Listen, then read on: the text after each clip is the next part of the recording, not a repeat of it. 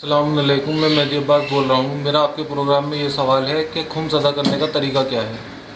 جی دیکھیے، خمس انسان پر اس وقت واجب ہوتا ہے جب فائدہ حاصل ہو انسان کو، جب بھی فائدہ ہو، ایک تو بالغ اور عاقل ہو، بالغ اور عاقل ہونے کے بعد جب بھی اس کو فائدہ حاصل ہوگا اس وقت وہی اس کی تاریخ ہے، وہی اس کی تاریخ ہے۔ مثال کے طور پہ تجارت اس نے شروع کی یا کہیں ملازمت شروع کی اس نے، جب پہلی تنخواہ ملے گی یا جو تجارت میں جو پہلا فائدہ حاصل ہوگا وہی اس کی تنخواہ ہے، وہی اس کی تاریخ ہے۔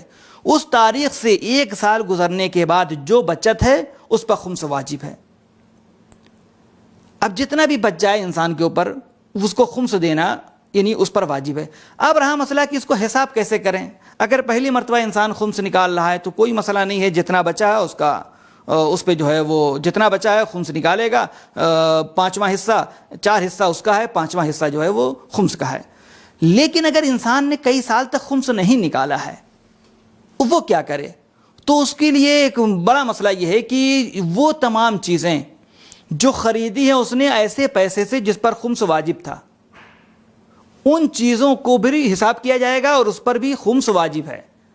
لیکن اگر پہلی مرتبہ نکال رہا ہے اور اس کے پہلے یعنی پہلی مرتبہ اس پر واجب ہوا ہے تو ایسی صورت میں جو چیزیں خریدی ہیں اس نے، جو اس کے استعمال کی چیزیں ہیں اس پہ خمس واجب نہیں ہے۔ مثال کے طور پر اس نے گاڑی خریدی ہے، گاڑی اگر ضروریات زندگی میں سے ہے اور وہ اس کے روزمرہ جو ہے استعمال کی چیزیں ہیں تو اس میں خمس واجب نہیں ہے۔ یا اسی طرح جو عورتوں کے زیورات خریدتے ہیں اگر واقعاً اس کے استعمال کی چیزیں ہیں تو اس پر خمس واجب نہیں ہے۔